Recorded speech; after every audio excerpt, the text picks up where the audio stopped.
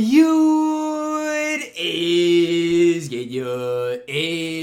your boy Ty back here with another video. And in this video today, guys, we're going to be going over and ranking our top 10 centers in NBA 2K23 MyTEAM. Now, I do gotta say, some of these guys, like an Anthony Davis, isn't going to be on this list because I'm sorry, if you're running Anthony Davis at the center position, I'm not going to say, like, you know, that it's impossible, but it's just not his best position. So, you know, if you saw them on the power forward list, you know, they're probably not going to be on the center list unless they're, you know, probably 7 foot or above, or a guy like Moses Malone that I forgot on the power forward list. So just something to kind of keep in the back of your minds and think about. Again, we are on the road to 120,000 subscribers, so make sure to go smash that subscribe button. Starting off at number 10. Pink Diamond Mark Eaton. I have never seen a card that the community is so split on before in my team. Like, you ask some guys, do you like Mark Eaton? They'll be like, what? He is horrible. Like, what? Why are we even talking about Mark Eaton? All this stuff, okay? Whereas the other half of the community is like, okay, Mark Eaton is extremely good in my team. And if you're like a budget baller, a guy that is worth you guys maybe looking at picking up. So again, the whole community is low-key split on Mark Eaton. I personally like the card, especially if you're like no money spent. I don't know what he is exactly right now, maybe like 30 or 40,000 MT. He's the type of guy that can compete against Taco and Yao. And again, why is he so much better than Boban? It's because he's decently fast, right? That 79 speed is really, really good. Now, if you don't know how to use inside bigs, you probably might struggle a little bit with Eaton. And again, that's not me saying he's bad. It's just me saying the facts. If you're not good at using interior bigs, I mean, that's what he is, so you might struggle a little bit. But his defense is really solid. And again, if you're struggling against Taco and Yao and you don't have enough MT to get them, Mark Eaton is a decent option to kind of, I'm not going to say he's going to be on the same level, but just to kind of help you solve the problem of having to really deal with Taco and Yao. Because Taco and Yao is so annoying, and at least Mark Eaton can help solve that issue. Coming in at number 9, I forgot him on my power forward list. Dark Matter Moses Malone. Now, on the power forward list, he'd probably be a little bit higher because if you look at the stats of Moses Malone, the card is nearly perfect, right? Really good defense, so he can shoot the ball, Karl Malone base on quick. I mean, there's really no flaws in Moses Malone. The reason he's not higher on this center tier list is because he's just not super tall, right? He's only 6'10", and I mean, 7'2" wingspan. That's cool and all, but again, you come up against Taco, you come up against Yao, he's just gonna struggle again. And I like Moses Malone. If I had the card, I'd probably use him. Although, you know, I don't think he's great. If I had him, I'd probably use him. But he just is a little undersized. I think his best position is that power forward position. And I just didn't do Moses justice, you know, putting him on the center list instead of the power forward list, right? He's kind of in that AD kind of things where AD's way better at power forward than a center. So Moses probably 7 or 8 on that power forward list as well. Coming in at number 8, Galaxy Opal Evan Mobley. Evan Mobley's a card. Again, you want a guy that's going to compete defensively against the Taco and Yaos of the world. Evan Mobley might be your guy for that. Again, the card's not perfect. I'm not going to sit here and say he is. His release, it says it's on very quick. But I got to be honest with you, if you've used Evan Mobley, even the Galaxy Opal Mobley, you know his release is still really kind of slow. So I'm not going to sit here and try to make the case that Evan Mobley is perfect because he's not.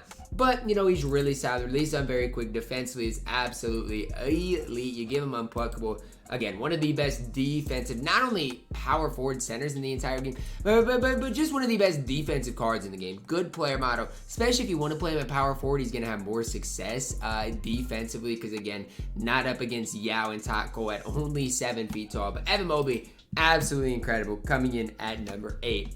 At number 7, Dark Matter Shaquille O'Neal. I think this card is one of the most overrated cards in the entire game. And I'll be the first one to say that and the first one to admit that. I do not like Shaq in my team. But, I mean, defensively and even interior offensively, he's tough to guard. Like, if you go back and watch my gameplay with Big Shaq, you're going to realize, okay, offensively, you know, he does some things, right? His release is low-key easy to green. But he still just struggles a little bit because it's a slow release.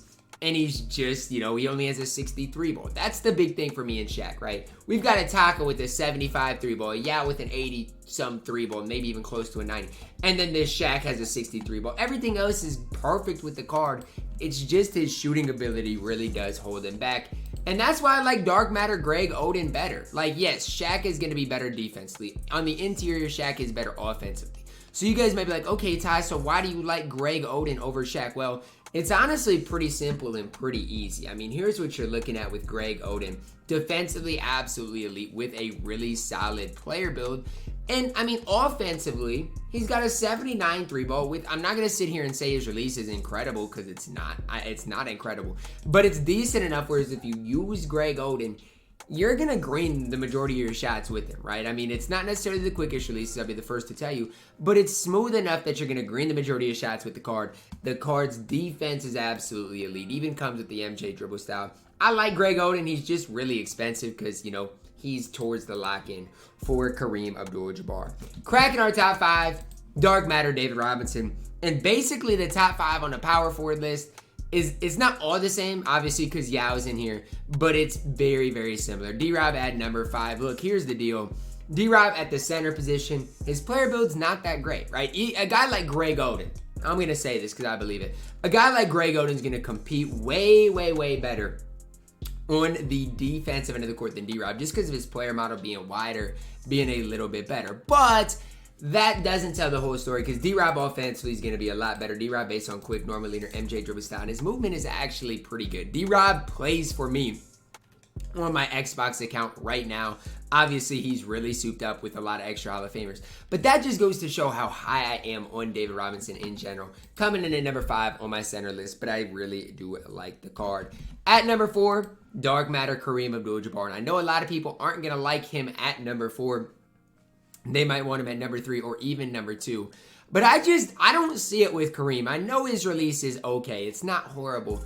But what else? And again, defensively, he's incredible. Like, he might be our best defense player that we got all season. Look at his defensive badges. Defensive stats are incredible. And his player model is even good. And if you go back to past years, we've always had good Kareem cards near the end of the game. Like, it's just that simple. This GOAT Kareem, everybody basically locked in for him because he was absolutely elite. This Kareem ran the game for how long, right? It's just different this year because we got Taco and Yao, right? I mean that's the big deal this year compared to years past. Heck, even if we go back to last year, I mean, Kareem ran the game for a specific time. Do we want to bring back this power within Kareem that literally ran the game for a specific time? The difference this year is we've got Taco and Yao, and Kareem is just not necessarily nearly as valuable. I don't mind Kareem at all. And again, if he was on the auction house, I might be higher on him. But you're telling me I'm supposed to vouch for a player that you have to lock in, like, I don't even know how much MT at this point, over $1 million MT for? It's just not happening for me. Kareem coming in at number 4, but the card is still really good in my team. Problem is, he's basically the same as Dikembe Mutombo. Dikembe is a little bit cheaper, and I like Dikembe's release more. So when it comes down to who I'm going to hype up, it's going to be the cheaper option that, I like the release of just that a little bit more. Both of these cards, I got to say, with Kareem and Dikembe are not worth locking in. Get D-Rob over these guys for his specific price. Dikembe is incredible, though. Defensively, absolutely elite. His release, in my opinion, is a little bit better than Kareem's. That's why he's higher on my list. Again, Dikembe, I would never recommend you guys locking in for. But if you want the best squad in the game, does Dikembe have a spot? No, he doesn't. I'm telling you right now, you build the best squad in the game, Dikembe does not have a spot in the top 10. Do not lock him in. He's not worth it. If you want a guy that's worth it, it's hard for me to even say KP's worth it because he's like 700k right now. But the card is extremely good, coming in at number 2 as my overall center. KP's my backup center. 2, obviously my number 1, who you guys can already know who that is. I love KP though. As far as his defense, good enough, can hold it down, especially if you give him Monty Williams. Interior 99, perimeter 90, speed goes up to a 92. Defensive badges is solid. You give him challenger, off-ball pass, ankle brace, pick dodger, even better. Release-wise, incredible. 95 3-ball, MJ dribble style. I mean, there's no flaws in Kristaps, right? With Dikembe, his 3 is a little bit low, only a 79. With Kareem, I don't love his release. You look at Kristaps Porzingis, sure defensively, he's not going to be quite as good. But the card as an overall player, I think has this slight advantage to a Dikembe, to a Kareem. That's my opinion on it. KP coming in at number 2. Coming in at number 1 as my best overall center in my team for nearly 3 months running. Galaxy Opal Yao Ming. How sad is that?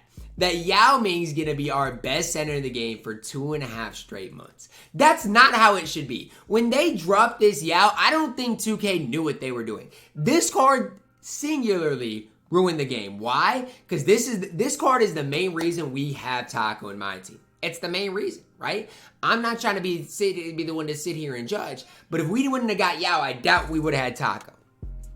It is what it is at the end of the day, right? I can only complain so much. But when I'm looking at things, there's no reason Yao came out that early. The card is still nearly perfect in my team. We're due for a new Yao. Just know when we get the Dark Matter Yao, it's going to be a rough day in my team. Yao, still the best center in my team, and so much more worth it than Dikembe and Kareem Abdul Jabbar. That's going to wrap it up for my center list today, guys. Hopefully each of you guys did enjoy it. Drop a like on it, subscribe if you are new, and as always, man, I love you guys, and have a blessed day.